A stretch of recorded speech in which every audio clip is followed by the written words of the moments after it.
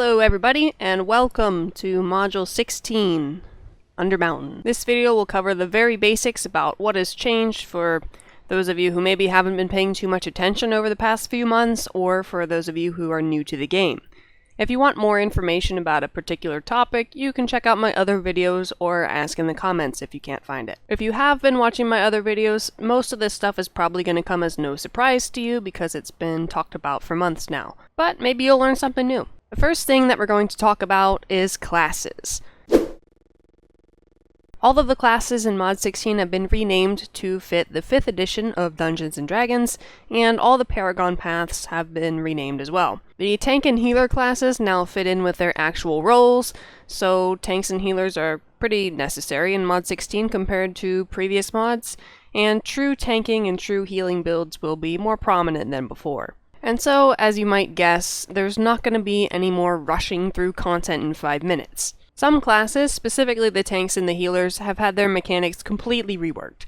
Make sure you read them over and try them out because understanding them is very important to have a good experience. Also, another basic thing to touch on is that there are no power sharing abilities in Mod 16 and very few party buffs. So the quote-unquote buff meta is basically dead. Now on to powers and feats. The power screen is laid out a lot differently than before, as you can see by looking at this here, and for every class, the powers and class features are split in half between Universal and Paragon powers. Universal ones can be accessed by both Paragons, and then the Paragon ones can, of course, only be accessed by your chosen Paragon. There are 5 sets of feats, and you can choose one from each pair listed. All the feats are different in each Paragon path, so it's not like before where you only had, like, what was it, 3 Paragon feats or something? I don't even remember at this point. But all of them are different between the Paragons. Now let's take a look at ability scores. There are no longer primary and secondary ability scores. Sorry, Halaster is talking and he's interrupting me. Halaster, can you please keep the noise down? Thanks. The ability scores have different effects than before, but they're the same across all classes, so make sure you read what each one does now instead of blindly putting the points where you had them before. And of course you get 2 more points whenever you reach level 80. And now let's take a look at stats for a second. Mod 16 is all about stats instead of the percentages that you may be used to from before. I have a video on this that goes into a lot of detail about all the stats, their caps, and so on, but I'll list a few of the basics here. Critical strike is capped at a 50% chance, deflection chance, and damage resistance are also capped at 50%. Combat advantage damage is capped at 100%. And as you might notice by looking at this here, there were some stats that were added and removed in Mod 16. There is no longer lifesteal, recovery, action point gain, regeneration, armor class, or movement stats in Mod 16, and then they added critical avoidance, accuracy, and awareness. And you also see that the numbers for the stats I have here are quite high compared to what you've been seeing before. That's because it's a lot easier to get way more stats because you're going to need a lot more stats. As an example of this, here's one of the rings that you can get in the game right now from the expeditions, and it has 5,000 armor penetration and 5,000 crit on it. There's also a combined rating as well that you'll see here, and that is a base number that's added to the ratings on the piece of gear, depending on the item level of it. So as you can see, the item level is 861, so I have 861 combined rating. Adding on to the stats a little bit, there is something called opposing rolls. And what this means is where you have one stat, armor penetration for example, the enemy has a stat to counter that, and that would be their defense. So you're going to need enough of your stats to counter or completely negate the enemy's stats. This is why you need to reach X amount of armor penetration so that you do the most damage because you'll be breaking through all of their defenses. The enemy's stats are different depending on what level they are or if they're buffed from a certain dungeon or something like that. Now let's talk about item level. You may notice that your item level is going to be pretty different whenever you log in for the first time. Item level is now determined based off of the stats that you have, plus the other bonuses like boons, companions, and mount powers. Because of this, the recommended item levels for all the different campaigns are higher than before. Next up on our list of topics is the weapon and armor enchantments. The maximum rank of weapon and armor enchantments is now rank 14 instead of the 13 that it was before. Something important to note is that all weapon enchantments of the same rank have the same % damage bonus. So as you can see, the Holy Avenger enchantment gives me 4% bonus damage as radiant damage, and my Prominence enchantment gives me 4% bonus damage as radiant damage as well. All of the different effects on these enchantments, though, is what makes them different. Almost all of the weapon and armor enchantments have been adjusted in some way, so the ones that were the best before might not be the best anymore. You can exchange them at the Antiquities Scholar in Protector's Enclave, but they will be bound to account whenever you receive the other one. The video that I have on this topic is now outdated because the enchantments have been updated a little bit since I made it. As a little bit of a side note, the artifact powers on your artifact weapons have been renamed to artifact modifications, and these modifications have also been changed, most notably on the offhand weapon. Alright, now it's time to move on to a rather large topic. This topic's going to be pretty long, so bear with me here. Companions received a lot of changes in Mod 16. Your summoned companion is now separated from the gear equipped, so you can summon whatever companion you want without swapping the gear. Ta-da!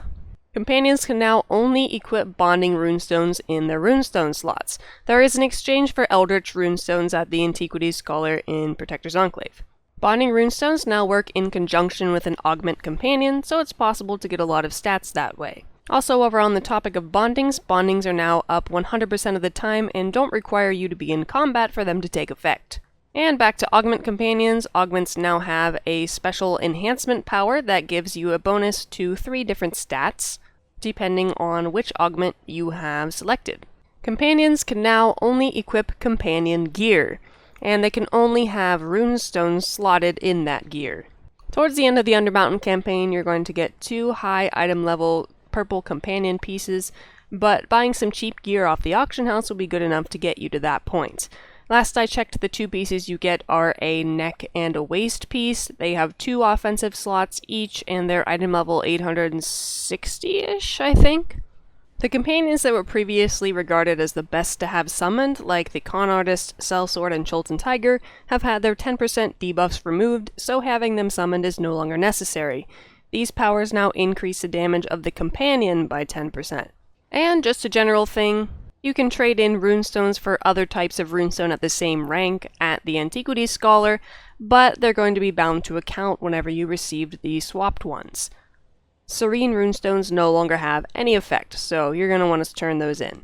There is now a companion enhancement slot, and this is the purple one that you see here, and collecting different companions will unlock each of these different abilities. And these are small buffs or debuffs that apply to you and your companion, and they have a chance to occur as long as your companion is close to you whenever you're in combat. And here's the kicker, the real big one here. The bonuses on almost every single companion have changed, so companions that were good to have equipped before may no longer be any good. Legendary companions now receive an upgrade to their equip bonus instead of giving the bonus stats called the legendary bonus, like before. So as an example, at Legendary, your Energon will give you 32,000 bonus HP, whereas at Purple, it would give you 24,000. And one last thing about companions, there is now something called the Companion Bolster. What it does is it takes the 5 highest quality companions in any category and applies a bolster to them that is added together. The maximum bolster percentage you can get on any companion is 3% at Legendary, so that means that you can have a maximum of a 15% bolster. Now, what exactly does the bolster do, you're asking? Basically, it gives your summoned companion more damage, but if you're using an augment companion, you're not going to really have to worry about this at all, because augments don't attack. Okay, now we're finally done talking about companions. We can move on to mounts now. Mount equip powers have been adjusted to account for the large amount of stats that are now needed in Mod 16. So epic mounts have a bonus of 5,000 stats and legendary mounts have 10,000. A little bit about insignias. Insignias have a lot more stats on them than they used to, and the leeching and vigor insignias, these were the lifesteal and the movement speed ones, are now useless, so you can exchange them at the Antiquity Scholar. They are not going to be bound whenever you exchange them, and the newer insignia types, the Brutality, Fortitude, and Initiative, are not going to be available to exchange them for. Another new thing about insignias is you can now upgrade them to Legendary. It is going to be a little bit expensive though. You need a bunch of lower quality of the same kind of insignia, so make sure you save all the random blue and green ones you find on your travels. There is a 100% upgrade chance, so you don't need to worry about using preservation or coalescent wards on this. And the legendary insignias have double the amount of stats as a purple one. Well, since we've talked about insignias, it's time to talk about insignia bonuses. Insignia bonuses that were really great before might not be very good any longer, so make sure you double check them to see if you really want to continue using the same ones. A good example of this is Assassin's Covenant. This was a staple for any power share class in Mod 15. But since there's no power share in Mod 16, having this insignia bonus isn't really helpful. Dude, Halaster, you were just here. Go away. Go finish your hamburger or something. Thanks. Alright, we are moving right along to Boons. Every single boon has been reworked. None of them are the same as before.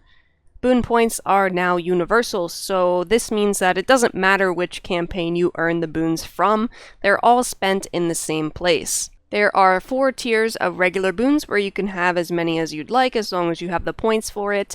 The 5th tier only allows you to choose 2 of the options, and the 6th tier is Master Boons. You can only have 1 Master Boon active at a time. You have to spend a certain number of points in one tier to unlock the next tier, and the amounts are listed on the left here. A couple of the guild boons have been changed as well, but that was only to account for the fact that some stats were removed.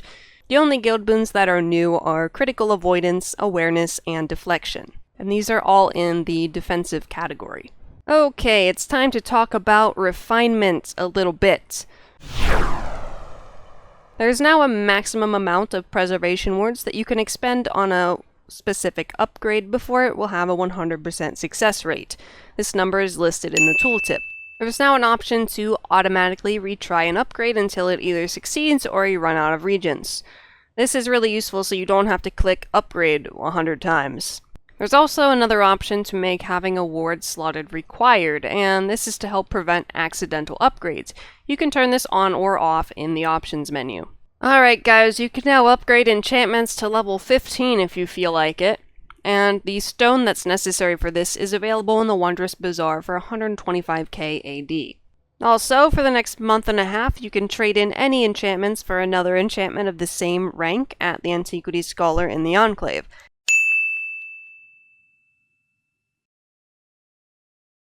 However, the traded enchantments are going to be bound to account. And you can only trade in single stat enchantments for single stat enchantments, double for double, and so on. So, if you wanted to trade in a brutal enchantment, you wouldn't have the option of getting a radiant, for example. There are also 2 new kinds of enchantments available, the Assassin's Enchant and the Tactical Enchant. Tactical is a single stat enchantment, and Assassin's is a triple stat enchantment. And last thing in the refinement category, marks of potency and enchanting stones don't use names like greater enchanting stone, superior mark of potency, and so on. Instead, they're just referred to by their ranks. Halaster is here again! Can you stop? There's no way you finished that hamburger that fast. And the last category to talk about is a little bit about professions.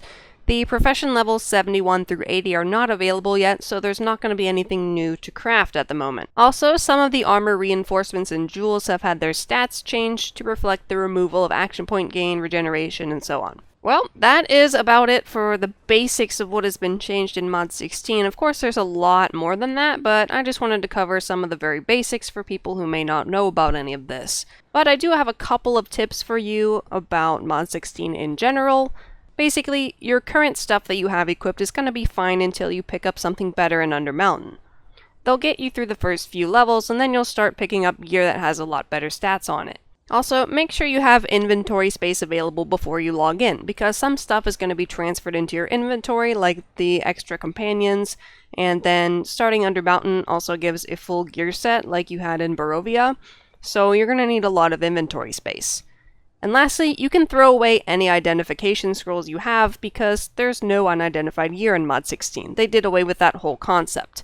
Instead of receiving those from VIP every day, you're now going to be receiving 5 health potions depending on your level. And by the way, there's some new health potions, and the highest one heals for 65,000 health, which is a pretty decent amount. Well guys, I hope you enjoyed this video, and I hope you found it at least somewhat informative or helpful in any way. If I forgot anything, or if you have any tips that you want to share, you can do so in the comments. And also tell me your favorite way to prepare chicken, because everyone likes chicken, but how do you like to eat it? I really like stuffed chicken. That's the best way, I think. My opinion changes a lot. Anyway, thanks again guys for watching or listening or whatever, and I'll see you next time. Bye.